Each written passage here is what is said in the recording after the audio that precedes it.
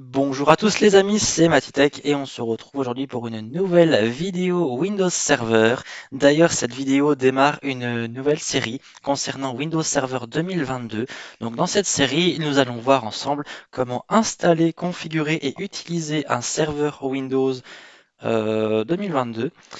Donc alors, pour ce faire, je vais travailler avec le logiciel de virtualisation de Windows, donc l'Hyper-V Manager que vous voyez ici. Donc j'ai déjà commencé à créer ma VM, la voici. Donc c'est la VM de Windows Server 2022. Alors je vais l'installer, donc on va voir ensemble comment se passe l'installation et les premières petites configurations de base. Donc ici pour l'instant rien de bien sorcier, ça reste dans le classique. C'est le menu, la procédure de base de Windows d'installation. Donc ici je vais choisir le Windows Server 2022 Standard Évaluation. Hop, suivant. En expérience de bureau, n'oubliez surtout pas de choisir l'expérience de bureau, sinon vous allez devoir tout faire en interface de commande en CLI et c'est pas marrant du tout. Alors ici, je vais faire personnaliser sur mon disque dur virtuel donc.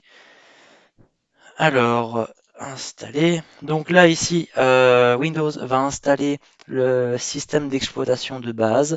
Donc ce que je vais faire, c'est que je vais faire une petite ellipse et on se retrouve juste après dès que c'est terminé. À tout de suite. Ok, on se retrouve donc ici. L'installation de Windows est presque terminée. L'assistant a eu terminé d'installer tout ce qu'il avait installé. Le serveur, si je peux dire ça ainsi, a redémarré et maintenant me demande un mot de passe pour le compte administrateur. Alors pour ceux qui ne savent pas, à chaque fois que vous installerez un Windows Server, que ce soit quelle version, 2016, 19, 22 ou même 25, avec le Windows Server, on vous demandera toujours de mettre un mot de passe administrateur. Donc ici, je vais en mettre un et je vais faire terminer. Donc maintenant, l'installation est terminée. Hop. Et maintenant, je peux me loguer sur mon serveur que je viens tout juste d'installer. Donc, alors, une fois que vous êtes logué pour la première fois sur un Windows Server, hop, donc en fait, ça ressemble un petit peu au Windows Server 2019 et les autres versions pour ceux qui connaissent un petit peu Windows Server. Donc, qu'est-ce que nous retrouvons? Bah, nous avons ici un bureau Windows, comme Windows 10, Windows 11. Nous avons le Microsoft Edge, l'Internet Explorer et nous allons avoir, quand il voudra bien démarrer, le gestionnaire de serveurs. C'est un peu étonnant qu'il n'a pas encore démarré d'ailleurs. Tant pis, je vais le démarrer de force. Donc voilà, alors à quoi sert le gestionnaire de serveurs? C'est cet outil-là qui va nous permettre d'installer tous nos services et nos rôles pour notre serveur. Mais avant de faire cela, il y a quelques petites choses très très importantes à faire.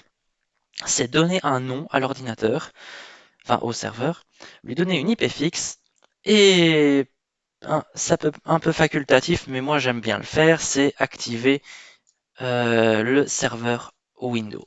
Donc alors on va commencer par donner un nom et une IP à la machine. Alors je vais lui donner le nom master. Hop. Donc maintenant qu'il a son nom, je vais faire redémarrer plus tard. Je vais aller dans le panneau de configuration afin de lui donner sa nouvelle adresse IP fixe. Donc propriété. Je vais marquer 172.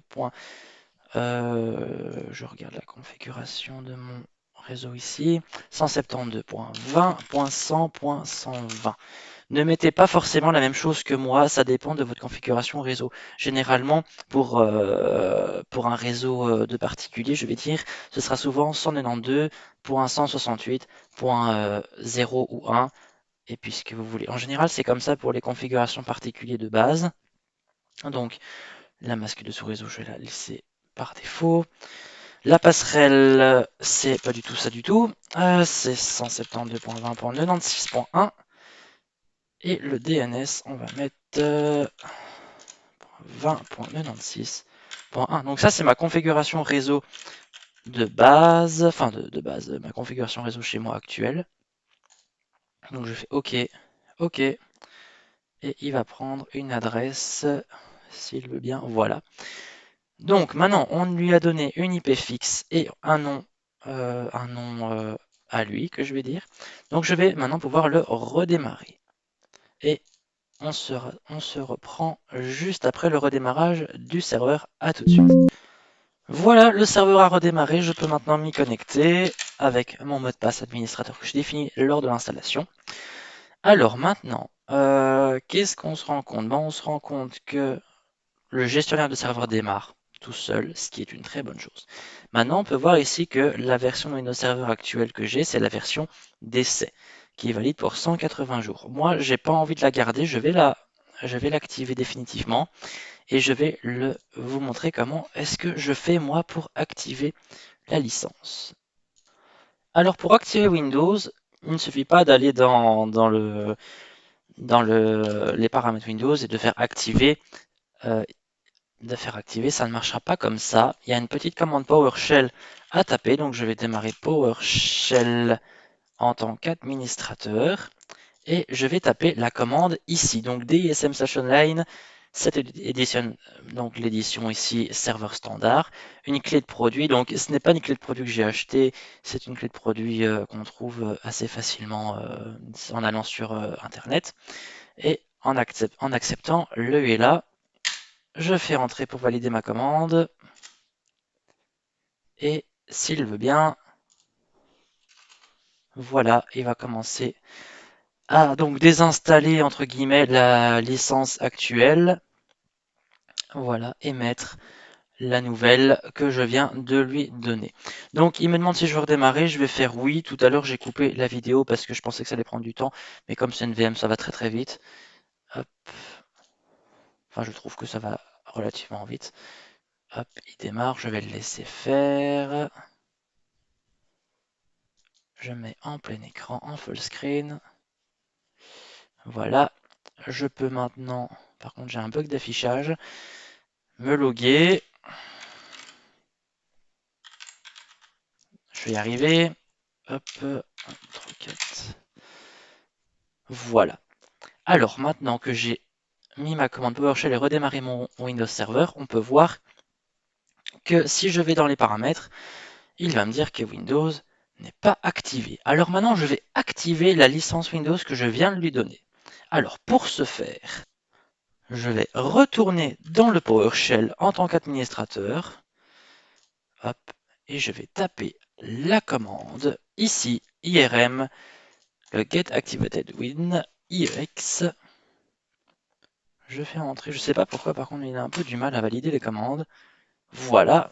Donc là, il va aller chercher sur un site d'activation de script de Microsoft, le petit programme pour activer Windows Server. Alors moi, je vais faire la quatrième solution, le KMS38. Ça va activer Windows Server jusqu'en 2038. Voilà, c'est déjà pas trop mal, je trouve. On est le 20 avril 2025, donc ça veut dire qu'il va être valable pendant 13 ans.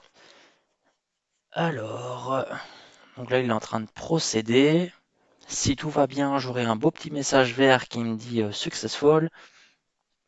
J'attends que ça se fasse.